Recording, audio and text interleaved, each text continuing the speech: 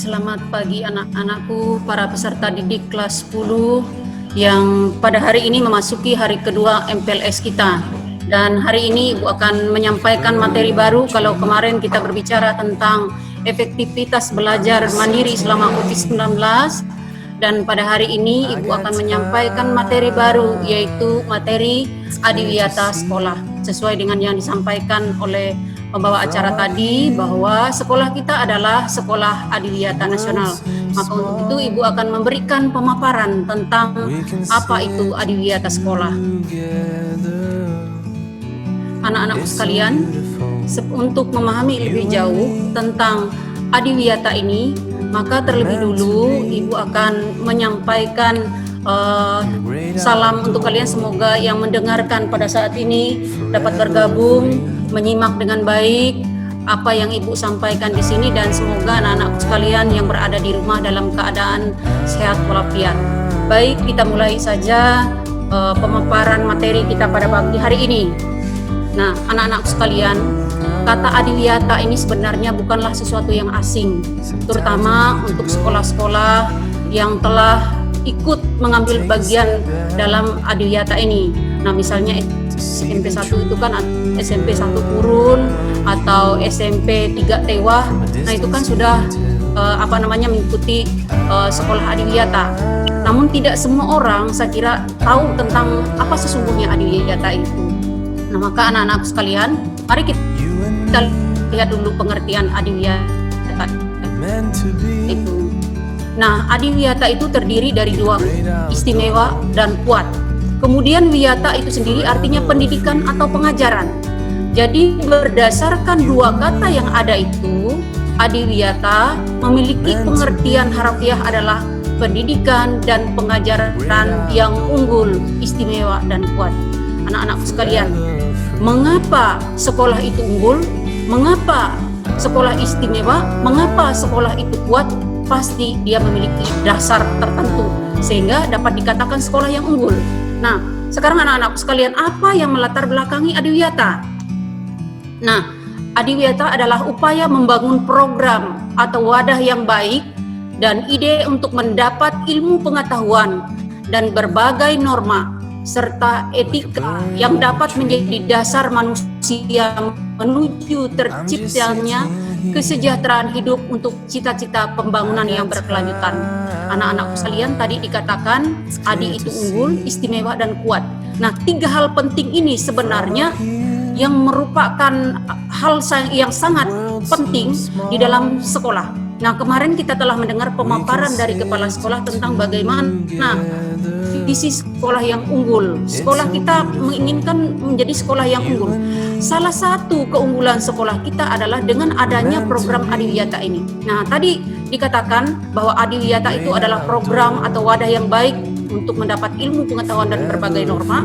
Nah, ini menghantar semua anak-anakku peserta didik baru untuk mengalami, merasakan bagaimana menimba ilmu pengetahuan untuk bekal masa hidupmu, dengan tidak hanya pengetahuan di bidang intelektualitas saja, tetapi juga norma serta etika yang menunjang kamu menjadi manusia yang baik pada akhirnya nanti. Nah, anak-anakku sekalian, mari kita lihat lebih lanjut mengenai adiwiyata ini. Nah, bila kita lihat sejarahnya, adiwiyata itu dimulai. Adiwiyata itu kalau kita lebih jauh supaya kita memahami, dimulai dari sejarahnya dulu kita melihat. Dimulai pada tahun 1975. Kalau Ibu sederhanakan, mulai dari tahun 1975, tahun 1977, kemudian dilanjutkan dengan tahun 1989, 1996, 1998, tahun 2003, 2005, 2006 dan 2009. Nah, sebenarnya kalau kita melihat mengapa ini muncul ide dan gagasan ini, karena latar belakang yang tadi Ibu katakan tadi menginginkan adanya keunggulan dan keistimewaan, kemudian kekuatan dalam satu yang tentunya memiliki cita-cita harapan ke masa yang akan datang. Nah, anak-anakku sekalian, mengapa Adiwiyata dan dari mana muncul awalnya Adiwiyata ini? Nah, Adiwiyata ini sebenarnya muncul atas gagasan atau ide dari kerjasama kedua belah pihak, yaitu Kementerian Pendidikan kalau kita sederhanakan sekarang ini dengan Kementerian Lingkungan Hidup. Mengapa itu ada? Ini dalam upaya menjadi sekolah itu sekolah yang membuat sekolah yang peduli terhadap lingkungan. Anak-anak usia dunia, Indonesia, dan tidak terlepas juga daerah kita Kabupaten Gunung Mas sudah mengalami krisis lingkungan. Nah, maka untuk itu dalam komunitas kecil kita di SMA Katolik Santo Arnolus Jansen Kuala Kurun, mengapa materi ini disampaikan untuk anak-anakku sekalian dalam MPLS tahun 2020 ini dengan harapan bahwa krisis lingkungan kita jaga mulai dari komunitas kecil. Nah, kalau kita bisa melakukannya dari komunitas yang kecil ini, kita akan bisa membenahi, membuat lingkungan yang baik dan lebih unggul lagi, sehingga membuat kenyamanan kita dalam hidup bersama. Baik, sekarang kita lihat manfaat nomor satu dulu. Kita lihat manfaat dari Adiwiyata sekolah ini tadi ya. Satu yang kita lihat manfaatnya adalah program ini mampu membangun karakter anak bangsa. Bagaimana mengapa Adiwiyata itu mampu membangun karakter anak bangsa? Anak-anak sekalian, sekarang yang diharapkan oleh pemerintah dan juga siswa-siswi yang memiliki karakter. Nah, saat ini orang pintar sangat banyak, tetapi orang yang berkarakter ini juga banyak yang rendah. Maka untuk itu anak-anak sekalian, program ini membangun karakter anak bangsa. Karakter yang bagaimana ini? Karakter yang unggul dalam segala hal, termasuk kecintaan kita terhadap lingkungan. Kemudian yang kedua, menciptakan sekolah yang nyaman, aman, dan harmonis, khususnya untuk kebutuhan belajar peserta didik. Anak-anak sekalian, tadi Ibu mengatakan bahwa saat ini kita sudah merasakan, melihat sendiri bagaimana krisis lingkungan. Anak-anak sekalian, coba tanya dengan orang tuamu di tahun 70-an, tahun 60-an. Nah, bagaimana situasi alam Gunung Mas? Bagaimana situasi sungainya? Bagaimana situasi alamnya? Alam yang begitu indah dan asri. Kita tidak melihat tumpukan-tumpukan pasir di kiri kanan jalan. Sungai yang kita jumpai, sungai yang jernih. Kemudian ekosistem air begitu terjaga. Ikan-ikan begitu berbahagia tinggal pada habitatnya. Tetapi anak-anakku sekalian, mari kita lihat bersama apa yang terjadi terhadap lingkungan kita saat ini. Lingkungan kita saat ini mengalami krisis luar biasa. Di kiri kanan jalan, coba saja kita melihat sepanjang perjalanan kita dari Palangkaraya Kuala Kurun atau dari Kuala Kurun menuju ke arah hulu, apa yang kita saksikan di kiri kanan jalan? Yang kita lihat adalah tanah-tanah yang berlubang, tandus, penuh dengan tumpukan pasir dan batu. Dan itu tidak kita saksikan 30 tahun yang lalu, 40 tahun yang lalu. Maka anak-anak sekalian, sekarang bagaimana sekolah SMA Katolik mendidik para siswa supaya cinta dan memiliki kecintaan dan terhadap lingkungan ini. Kemudian yang selanjutnya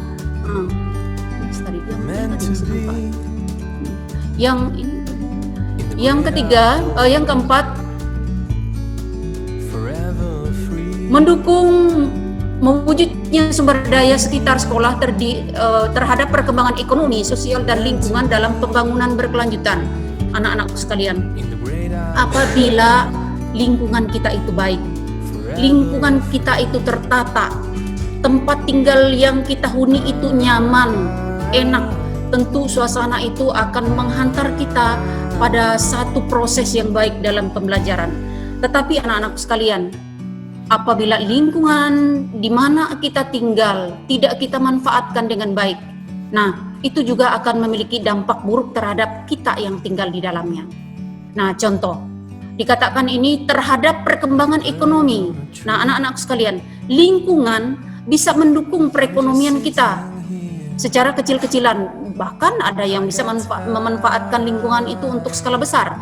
Nah, misalnya contoh, untuk menanam sayur-sayuran, menanam bunga. Nah, sekarang kan ada banyak bisnis yang bisa dikelola secara kecil-kecilan di lingkungan kita.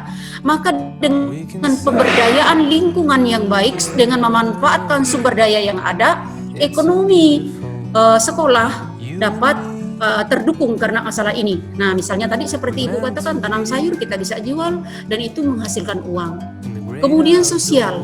Nah, sosial ini interaksi bersama. Ini menunjukkan bahwa sebenarnya interaksi sosial ini tidak hanya berlaku antar manusia sesungguhnya, tetapi bagaimana interaksi kita terhadap lingkungan sekitar kita. Bagaimana kita berlaku baik terhadap alam sekitar kita. Bagaimana kita mencintai yang ada di sekitar kita. Nah, sosial dan lingkungan dalam pembangunan berkelanjutan. Nah, maka di SMA Katolik ini selalu dibangun sebuah kerjasama untuk bagaimana kita mengelola lingkungan itu, kita berinteraksi dengan lingkungan setiap hari dengan baik, kita cintai lingkungan dengan baik, lalu tindakan bersama ini dilakukan berkelanjutan tanpa henti. Nah, ini menjadi satu program sekolah. Nah, kemudian yang kelima, meningkatkan efisiensi melalui penghematan, konsumsi dan berbagai sumber daya dan energi. Anak-anakku, salah satu ciri dari sekolah adiwiyata itu adalah hemat. Nah, tidak boros. Nah, penghematan ini dalam berbagai bidang. Nah, mungkin tahu pepatah ini ya, kalau hemat itu kan pangkal kaya ya. Nah, maka untuk itu anak-anak sekalian, ketika kalian di SMA Katolik, kalian dididik untuk hemat energi. Nanti apabila anak-anakku sekolah di sini, karena ini juga menjadi salah satu ciri sekolah adiwiyata.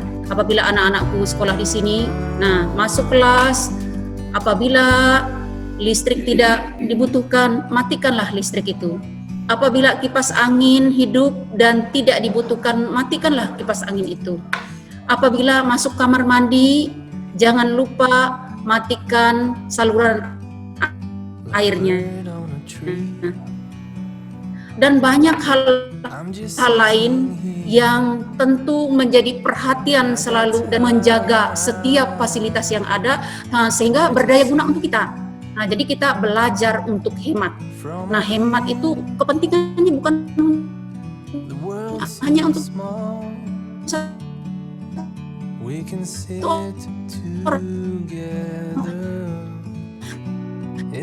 tetapi untuk semua orang. Nah, melalui penghematan ini kan dan kondisi belajar mengajar yang lebih nyaman dan kondusif.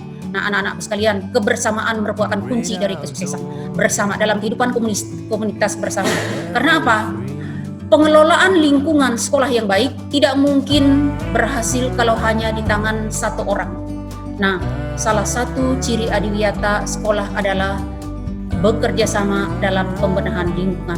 Maka di SMA Katolik itu tidak ada tukang kebun. Mengapa tidak ada tukang kebun? Karena ciri kita adalah bersama-sama untuk menjaga lingkungan. Nah, kemudian kondisi belajar mengajar yang lebih nyaman dan kondusif. Nah, kita jaga sekolah ini secara bersama-sama karena itu milik kita, tempat tinggal kita, rumah kita yang kedua. Nah, selain rumah kita yang pertama kan bersama dengan orang tua, nah tetapi sekarang rumah kedua kita adalah sekolah. Nah, maka menjadi tanggung jawab bersamalah untuk menjaga, merawat dan mengelolanya. Nah, agar apa tujuannya? Kondisi belajar mengajar kita lebih nyaman dan kondusif. Nah, kalau situasi kita nyaman, aman karena lingkungan kita bersih, lingkungan kita sehat, maka kita belajar pun enjoy. Nah, seperti itu ya. Kemudian yang ketujuh, menjadi tempat pembelajaran tentang nilai-nilai pemeliharaan dan pengelolaan lingkungan hidup yang baik dan benar bagi warga sekolah. Anak-anakku sekalian, nilai-nilai pemeliharaan. Anak-anakku sekarang ini orang memiliki kecenderungan untuk membeli. Jiwa membeli, apa saja dibeli. Padahal belum tentu dipakai secara maksimal. Sekarang, apakah anak-anakku sadar membeli itu adalah pemborosan, sementara ciri sekolah adiwiyata itu adalah penghematan. Nah, sekarang anak-anakku merawat, memelihara itu yang sulit. Nah, jiwa kita selalu memiliki kecenderungan untuk membeli, tetapi memelihara dan merawat itu yang sangat sulit. Maka di sini kita diajak untuk memelihara dan merawat. Nah, di dalam dirimu ditanamkan oleh sekolah untuk menjaga, merawat seluruh fasilitas yang ada. Karena Ibu kembalikan lagi tadi, ini rumah kita, milik kita bersama. Kita jaga bersama. Lingkungan ini adalah lingkungan hidup kita. Kalau nyaman, kita juga yang nyaman di dalamnya. Maka menjadi tanggung jawab seluruh warga sekolah. Kemudian yang kedelapan, anak-anakku, meningkatkan upaya perlindungan dan pengelolaan lingkungan hidup melalui kegiatan pengendalian pencemaran, pengendalian kerusakan, dan pelestarian fungsi lingkungan di sekolah. Anak-anakku, perlindungan dan pengelolaan lingkungan. Nah, melindungi. Nah, bagaimana kita sebagai warga sekolah memiliki upaya untuk melindungi segala sesuatu yang sudah ada, sudah ini misalnya pohon-pohon, taman-taman sudah ada. Bagaimana kita lindungi? Bagaimana kita kelola mereka ini? Sehingga mereka yang ada ini memiliki daya atau kekuatan yang tidak kita sadari untuk mengendalikan pencemaran atau kerusakan. Nah, apa itu anak-anak sekalian? Nah, secara tidak sadar setiap hari kita mengeluarkan yang namanya polusi secara pribadi. Nah, kita tentu tidak senang dengan bau dan sebagainya. Sumber bau itu bermacam-macam. Nah, maka untuk itu, karena melalui adanya perlindungan dan pengelolaan lingkungan yang baik, misalnya contoh kita mengelola got, tempat mengalirnya air dengan baik, sehingga air yang mengalir dapat dengan baik mengalir di sumber pengaliran air itu, kemudian tidak ada botol-botol yang terisi air, kemudian tong-tong yang tergenang begitu saja, tempat jentik dan nyamuk dan sebagainya yang menyebabkan pencemaran bagi kita. Nah, jadi bagian itu harus kita lindungi, harus kita kelola dengan baik lingkungan ini. Baik, kita lanjutkan. Yang selanjutnya adalah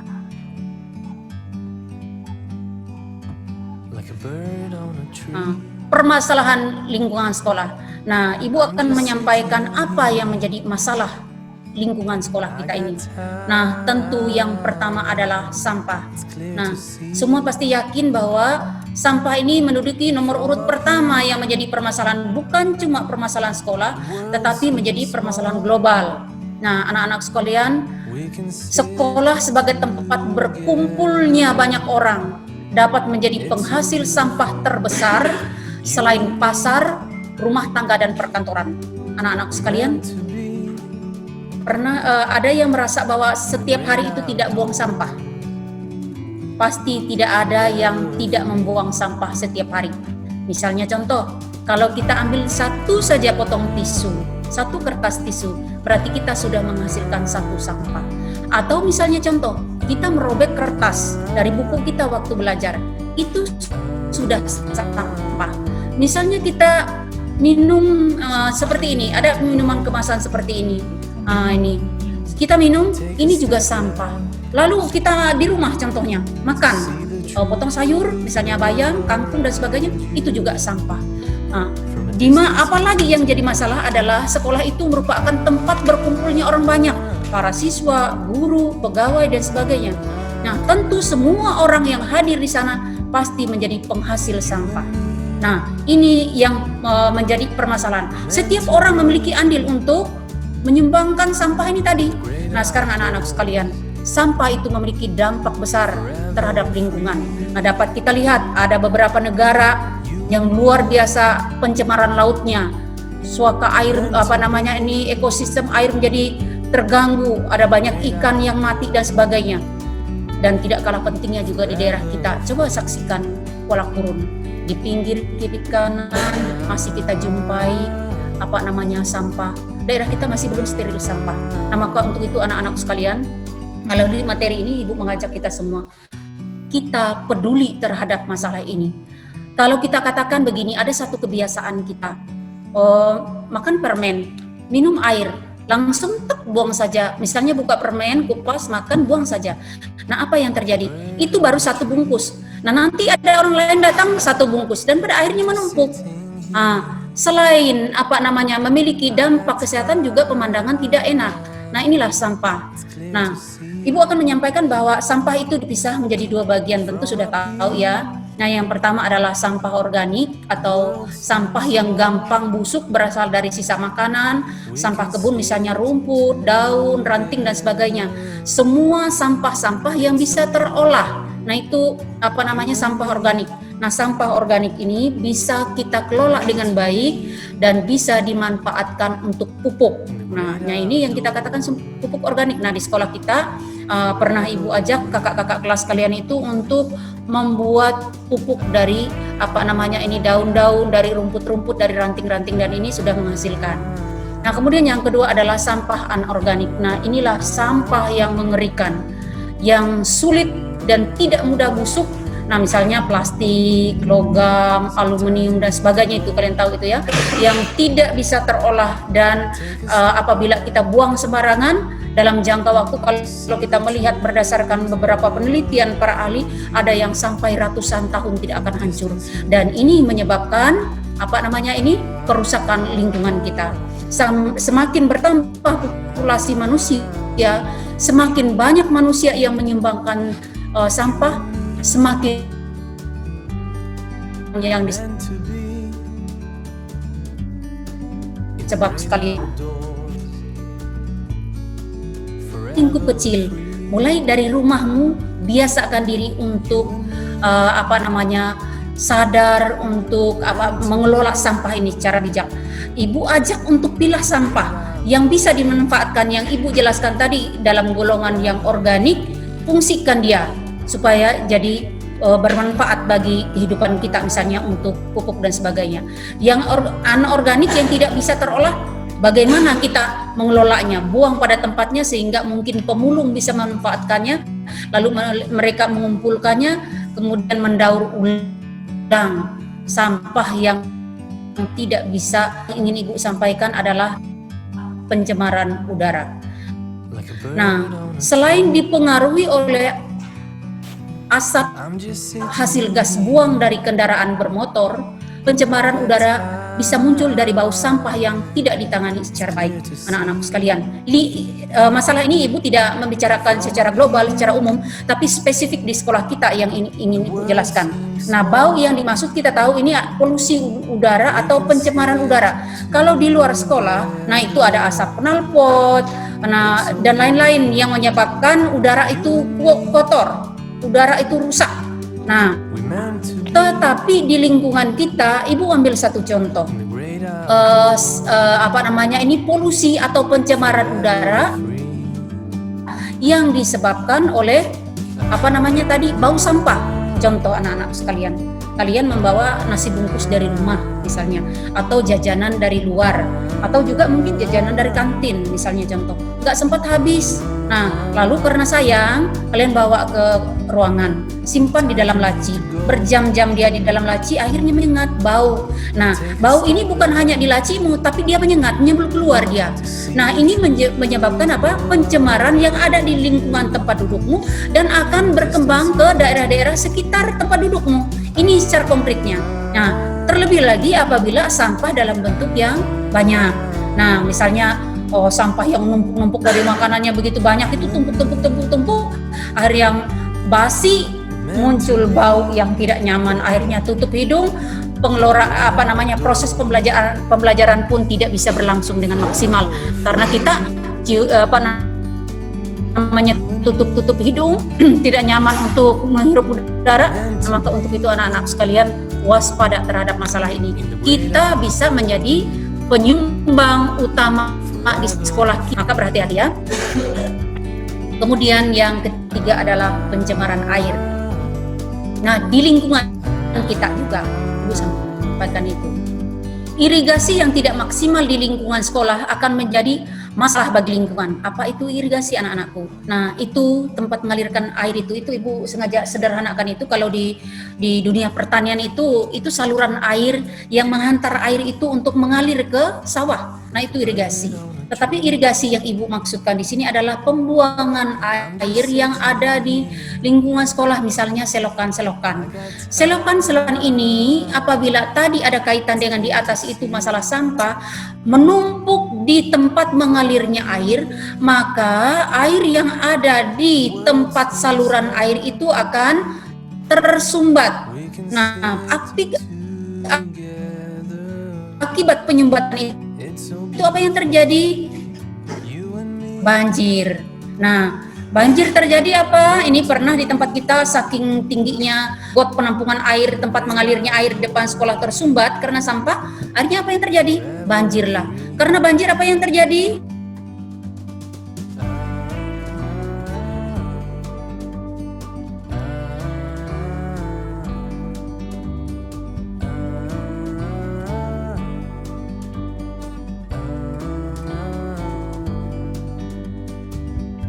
Sometimes you need to go and take a step back to see the truth around you. Lingkungan tadi anak-anak perhatikan ya. Kemudian yang keempat adalah bahan makanan tambahan di kantin. Kantin itu memiliki manfaat bagi siswa dan guru juga pegawai. Nah, apa itu manfaat dari kantin tadi? Yang pertama memenuhi Tuhan makan pukul 13:10 pulang. Nah, kalau tidak ke kantin makan kurang enjoy ya karena sudah lapar. Nah, maka kita butuh kantin. Nah, lalu yang kedua, wahana mendidik siswa tentang kesehatan, kebersihan, jujuran, saling menghargai, disiplin. Nah, anak-anak sekalian, kantin juga sebenarnya sebagai wadah untuk mendidik siswa tentang bagaimana pola sehat, hidup sehat, makan sehat, cuci tangan, jangan langsung keluar dari ruangan, sudah perut lapar, berjubel-jubel, ngantri di depan kantin, nggak cuci tangan, nggak mau peduli, yang penting makan, jaga kebersihan ini. Kemudian kantin juga menjaga kita, mendidik kita untuk jujur. Jujur dalam hal apa? Misalnya contoh, ada kecenderungan orang yang tidak jujur itu misalnya gini. Misalnya kantin menjual gorengan. Gorengan itu diambil 5, dia lapor berapa? 2, gitu kan. Nah, itu ciri-ciri orang yang tidak jujur. Maka untuk itu kantin mendidik anak-anak untuk jujur. Nah, jujur itu mahal loh, Nak. Mahal banget, tidak ada orang jual. Dan sebenarnya orang jujur itu orang yang dicari. Itu aset yang luar biasa, orang jujur itu. Sulit sekali untuk menjadi orang jujur. Nah, maka belajar dari berbelanja di kantin. Ibu sering jumpai itu. Ibu lihat ini anak-anak itu ambil 5, lapor 2. Tapi ibu diam-diam aja tuh. Karena ibu sering ke kantin sama-sama dengan suster. Nah, kemudian yang selanjutnya saling menghargai. Mengapa di kantin saling menghargai anak-anak sekalian? Jangan karena kita perut lapar lalu teriak-teriak. Nah, ini kan sering di Indonesia kan demo gara-gara perut ya. Nah, jangan biasakan itu. Kalau ke kantin budayakan budaya antri. Indonesia itu adalah negara yang dikenal dengan sopan santunnya. Nah, meskipun kita perut lapar, kita ngantri ya. Budayakan budaya itu. Jangan kita seperti orang-orang yang tidak punya pendidikan. Karena perut, ayo, ini satu suster, nasi sop, nasi bungkus, nasi kuning, aduh, permen lagi ya, aduh punyaku, kan begitu. Gimana ini? Coba lihat orang demo di jalan, teriak-teriak itu. Nah, tapi dikasih ini, diam. Nah, kita orang berpendidikan tidak boleh seperti itu, ya. Kemudian yang selanjutnya disiplin. Nah, bagaimana di kantin juga mendidik kita supaya disiplin. Disiplin model seperti apa? Nah, disiplin terhadap diri kita. Nah, misalnya contoh disiplin dalam membayar. Jangan misalnya contoh, sudah makan nggak bayar, langsung Bu, suster atau siapa pengelola kantin, ini sudah makan langsung aja pergi. Itu kan nggak disiplin dalam, ini hanya tahu makan ya, nggak tanggung jawab lagi itu. Nah, jadi anak-anak sekalian harus sadari itu, karena itu yang mendasar dari dalam diri kita. Itu karakter diri kita. Ternyata kantin juga mendidik kita ya. Maka untuk itu sadarilah itu. Nah, punya manfaat. Nah, selain memiliki manfaat, kantin juga menjadi sumber produksi sampah. Benar nggak ini? Pasti benar. Karena di sana lumbungnya sampah. Berasal dari mana dia? Sisa makanan yang bau-bau tadi. dan kemasan makanan yang tentunya membawa dampak bagi lingkungan sekolah apabila tidak dikelola dengan baik. Nah, anak-anak sekalian, kebiasaan kita orang Indonesia ini terlalu jauh juga Indonesia ya. Kita orang Kuala Kurun. Nah, kebiasaan kita kalau masuk warung, nah ada kebiasaan kalau masuk warung itu kan selalu kita sudah selesai kita makan, tinggalkan tempat makan kita dengan semrawut. Tidak ada perasaan kita bersyukur terhadap rahmat Tuhan yang baru saja kita terima. Karena mengapa? Kita punya pemikiran itu, kita sudah bayar. Nah, itu menjadi tanggung jawab penjual. Itu pikiran kita yang sempit. Tetapi pernahkah anak-anakku belajar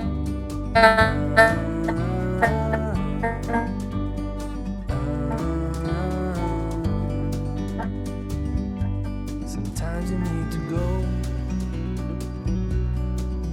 Take a step back. dari berbagai artikel, dari berbagai berbelanja di tempat fasilitas umum atau di rumah makan saja, ambil contoh. Nah, kalau mereka masuk rumah makan, nah mereka sudah dalam keadaan standby, meja makan dan sebagainya, lalu pesanan sudah disiapkan.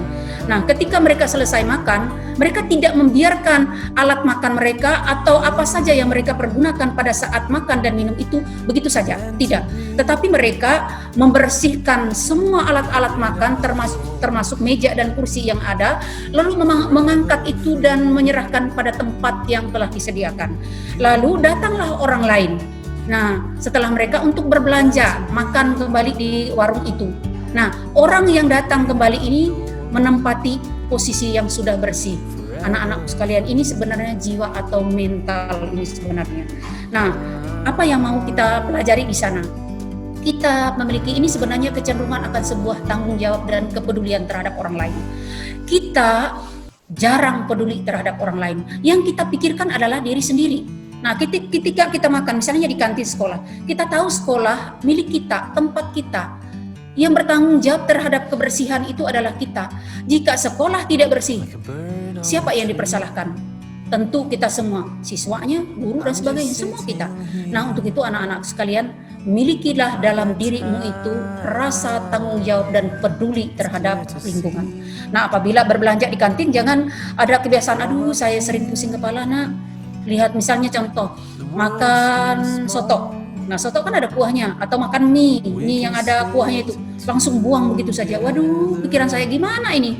Nah, sementara ini kan sumber bau ini. Jangan lakukan itu. Pedulilah seperti Ibu katakan tadi. Peduli terhadap diri sendiri, peduli terhadap orang lain, dan peduli terhadap lingkungan. Jangan lupa mengapa negara Jepang itu salah satu negara yang cepat bangkit dari berbagai keterpurukan. Karena apa? Orang-orang Jepang itu adalah orang-orang yang peduli. Berdasarkan survei, nah Ibu ada membaca, mereka itu orang yang punya kedisiplinan sangat tinggi. Nah, dalam 1 tahun, 1 orang itu berangkat ke tempat kerja itu, mereka hanya terlambat 1 menit dalam 1 tahun. Tetapi coba bayangkan kita orang Indonesia, anak-anakku, coba belajar sekarang. Kamu data setiap hari, kamu buat referensi dirimu. Berapa menit kamu terlambat nanti apabila belajar efektif. Nah, berapa kali kamu melalaikan tugas. Nah, ini termasuk disiplin diri. Nah, yang pada akhirnya memiliki dampak bagi kesuksesan pribadi kita masing-masing. Kemudian yang kelima yang ingin Ibu sampaikan adalah tingkat kepedulian warga sekolah yang masih rendah. Nah, ini Ibu lihat ini secara spesifik di tempat kita, tingkat kepedulian warga sekolah yang masih rendah.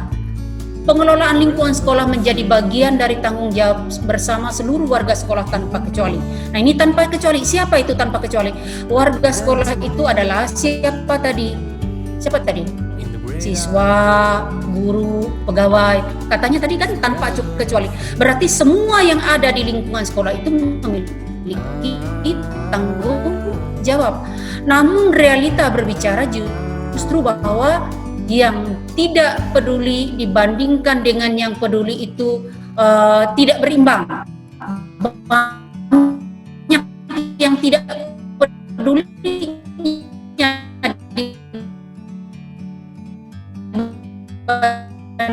yang peduli. I'm just sitting here.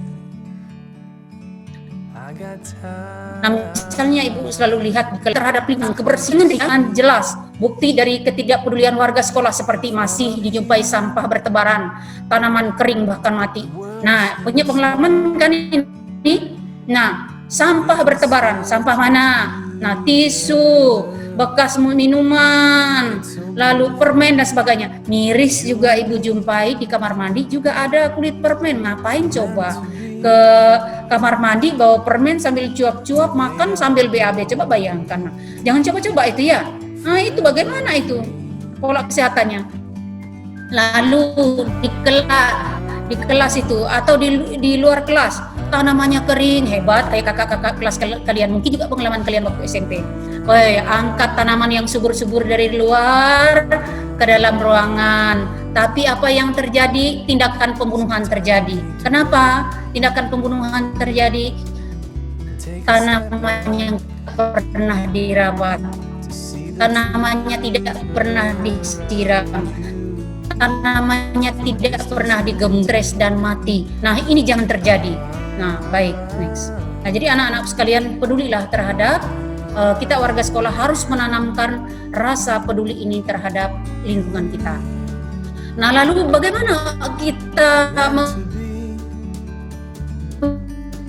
in the great outdoors, forever free. You and me, meant to be. memiliki upaya? Ada lingkungan sekolah adalah dengan adanya program sekolah yang pro lingkungan. Program itu harus berkesinambungan dalam pengertian tanpa henti, anak-anak sekalian. Program pro lingkungan. Program apa itu yang pro lingkungan tanpa henti, berkesinambungan? Yang pertama adalah peduli kebersihan. Peduli kebersihan itu dimaksud adalah menjadi gerakan bersama dalam pengelolaan, menjaga, merawat lingkungan sekolah dari sampah, polusi, dan sebagainya. Tadi Ibu sudah sampaikan permasalahannya tadi. Nah, maka menjadi gerakan bersama yang Ibu katakan tadi, warga sekolah tadi, siswa, guru, dan pegawai yang ada di dalamnya untuk mengelola secara bijak lingkungan itu, menjaga, merawat. Misal ini lingkungan kita itu kering kerontang, penuh dengan rumput begitu saja, tapi menjadi tanggung jawab kita bersama dalam pengelolaan, dalam proses merawat dan sebagainya. Nah, dari polusi, sampah dan sebagainya. Karena tadi Ibu mengatakan bahwa kita adalah penghasil sampah, maka bagaimana kita mengatasi masing-masing pribadi kita ini terhadap sampah. Kemudian yang kedua, menciptakan lingkungan hijau. Suasana lingkungan akan berpengaruh terhadap suasana belajar. Lingkungan yang hijau dan asri akan membawa hawa yang sejuk dan menyenangkan. Nah, ini ada satu misi sekolah, kalau kalian ingat,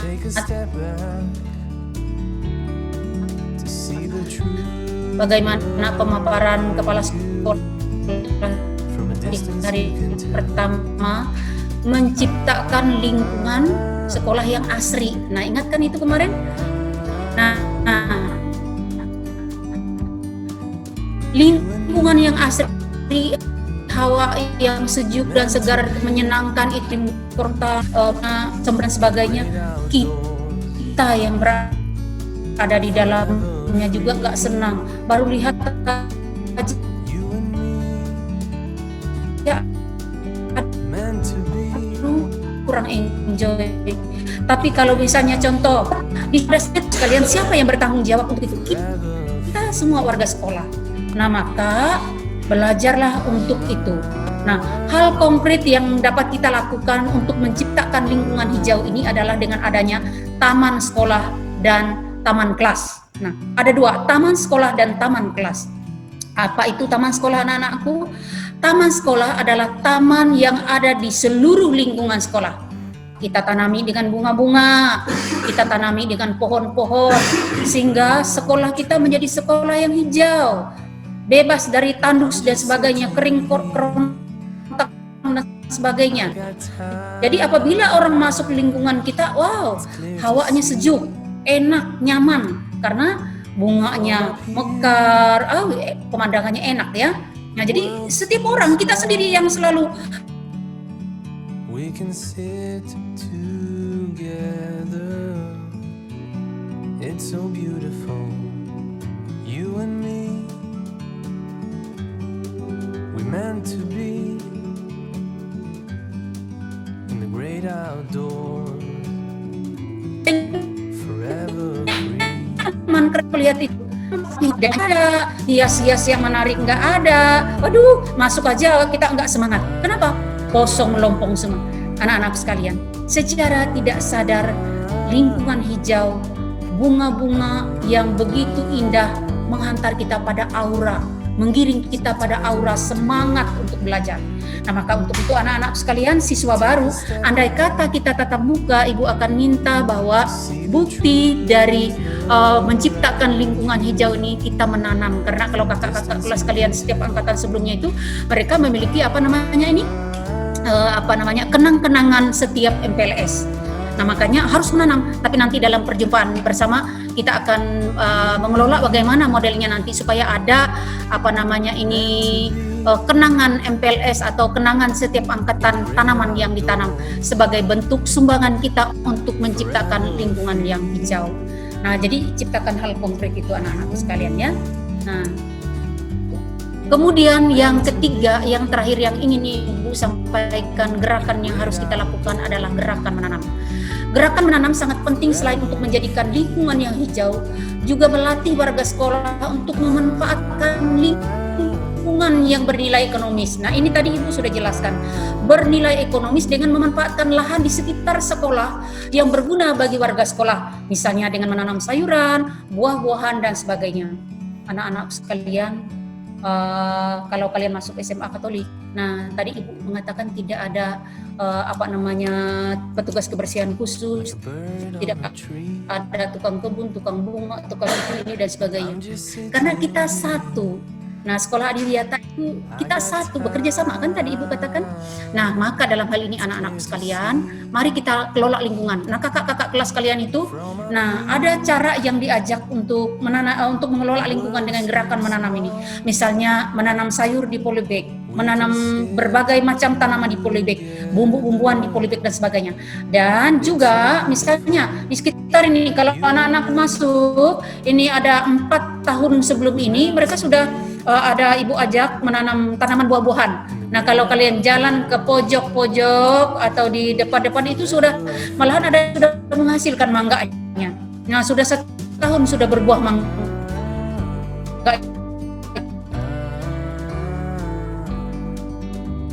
itu dekat toilet kita di sana.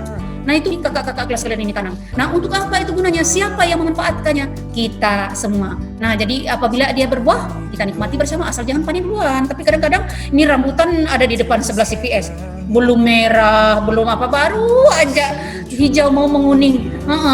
Sudah ludes itu. Nggak pernah ada laporan untuk guru. Nah, gitu ya. Padahal nggak boleh sebenarnya. Karena tadi Ibu katakan kita bersama. Kita nanam bersama-sama, kita kelola bersama-sama, kita juga panen bersama-sama. Tapi kadang-kadang anak-anak curang. Pernah pengalaman lucu tahun ini, buah pertama mangga. Mangga macam-macam, banyak banget tuh dekat ini toilet. Tergiur anak-anak, aku lihat masam-masam. Mereka bawa apa diam-diam, bawa apa? Lombok, garam. Apa yang terjadi? Makan duluan. Nah, gurunya nggak tahu nih. Lihat Ibu cek ke sana. Ternyata mana buahnya nih? Sudah dipanen Bu, ini ngiler. Itu kan. Maka penting kita menanam anak-anak untuk kita. Tapi ingat nanti panennya sama-sama. Masak dulu, tunggu matang, makan sama-sama. Begitu, jangan ini. Nah, baik anak-anakku. Ternyata lingkungan dengan gerakan menanam, memiliki nilai ekonomis bagi kita bersama. Memiliki manfaat supaya bisa kita nikmati, kita makan bersama-sama. Nah, maka jangan biarkan lingkungan kita itu dipenuhi dengan rumput-rumput. Nah, orang katakan apa? Lahan tidur. Jangan biarkan begitu. Coba lihat di kota-kota besar, sejengkal saja tanah itu bermanfaat bagi kehidupan. Maka bersyukurlah kita masih diberikan apa?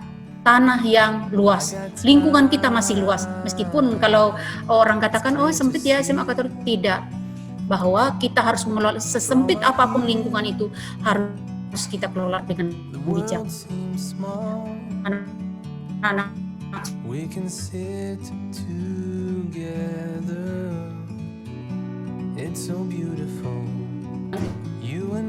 sampaikan untuk kita warga sekolah SMA Katolik Santo Arnoldus Jansen adalah menjadi manusia yang peduli dan mencintai lingkungan. Anak-anakku, menanamkan jiwa peduli itu sulit, tetapi bisa kita mulai menjadi satu budaya diri kita untuk peduli dan cinta akan lingkungan. Karena apa anak-anakku sekalian? Sekarang saja kita mengalami krisis lingkungan. Dampak dari krisis lingkungan ini sudah kita rasakan. Salah satu yang konkret yang kita rasakan apa? Panas waktu belajar. Oke, di SMA Katolik panas, masih ada kipas angin ya, nggak perlu kipas. Tetapi kipas angin tentu kalian sudah belajar, apalagi kalau adanya AC ya, tentu punya dampak lagi terhadap lingkungan. Karena penyumbang apa? Ini apa ya? Lupa nih. Ayo isi semua nih. Tadi ya. Nah, maka anak-anak sekalian, sadarilah bahwa kalau melalui pengelolaan lingkungan yang baik, melalui kepedulian dan cinta lingkungan kita akan memelihara, menjaga dan merawat pemberian Tuhan. Nah, pemberian Tuhan itu bukan hanya untuk kita nikmati di generasinya kita, tetapi generasi selanjutnya. Kita pelihara untuk diri kita saat ini dan kita pelihara untuk generasi selanjutnya. Karena kelangsungan lingkungan hidup dan ekosistem sangat bergantung pada upaya kita bersama. Ingat, upaya kita bersama, bukan satu orang, bukan satu kelompok. Ingat, daerah kita sudah mengalami krisis lingkungan karena tambang, karena perkebunan, misalnya tambang juga untuk kehidupan, tetapi tambang juga ternyata menjadi penyumbang krisis lingkungan. Ingat anak-anakku, maka termasuk juga dalam materi ini Ibu ajak kalian untuk belajar. Alam kita bisa habis. Tambang emas karena lahan tidak ada bisa habis. Tetapi ilmu yang kamu miliki tidak akan pernah habis. Maka belajar menggapai cita-cita kalian masing-masing. Lalu lahan kita selain habis karena tambang, perkebunan dan sebagainya. Kita lihat perkebunan di Kabupaten Gunung Mas ini luar biasa dahsyat. Hutan-hutan rimba yang luar biasa yang dibanggakan oleh dunia. Kalimantan Tengah menjadi paru-paru dunia itu sudah hampir punah anak-anakku. Nah sekarang mari dari lingkungan kecil seperti ini, dari komunitas kecil kita SMA Katolik, kita cinta lingkungan hidup melalui gerakan menanam yang Ibu sampaikan di bagian ketiga itu tadi. Untuk itu, andai kita mengetahui bagaimana penderitaan alam, mereka akan sedih karena perbuatan kita. Kita menyaksikan betapa penderitaan tanah, penderitaan air, penderitaan udara. Nah, dan yang merasakan itu semua adalah kita. Yang melakukan itu kita dan yang menderita juga kita. Maka anak-anak sekalian, mulai dari lingkungan kita kelola dengan baik. Untuk itu, mari kita jaga bersama lingkungan sekolah kita agar tetap terpelihara dan terjaga. Anak-anak sekalian, ya baik anak-anak sekalian, ini ada kesepakatan kita seperti yang tadi sempat Ibu katakan dalam tatap muka. Ini sebagai bentuk atau bukti kepedulian kita, gerakan menanam tadi, peduli terhadap lingkungan. Maka setiap siswa ya, ini mohon dicatat anak-anakku ya, catat. Setiap siswa baru wajib menyiapkan satu pot yang berisi tanaman. Satu pot yang berisi tanaman. Tanaman itu tanaman hias. Nah, boleh tanaman hias itu macam-macam nak ya.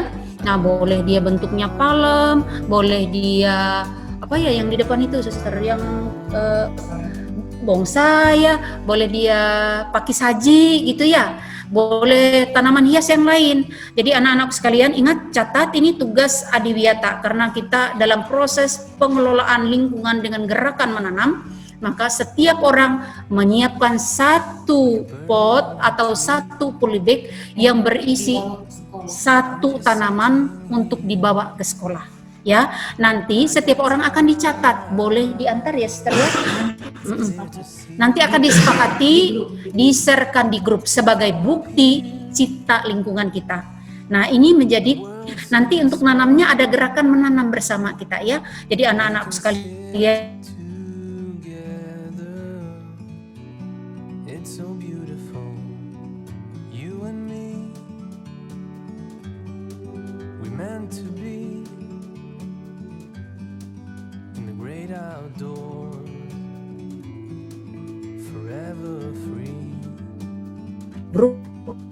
kalian masih mau mana adanya program sekolah yaitu gerakan menanam. Akhirnya anak-anak sekalian, kita adalah agen yang agen atau pelaku yang sangat menentukan dalam proses pengendalian lingkungan, baik itu lingkup kecil maupun lingkup besar. Maka untuk itu anak-anak sekalian, karena kita sebagai agen dan pelaku, maka jadilah pelaku penyelamatan lingkungan. Karena di tangan kitalah kelangsungan hidup lingkungan kita selanjutnya. Maka jadilah siswa SMA Katolik yang cinta terhadap lingkungan. Terima kasih.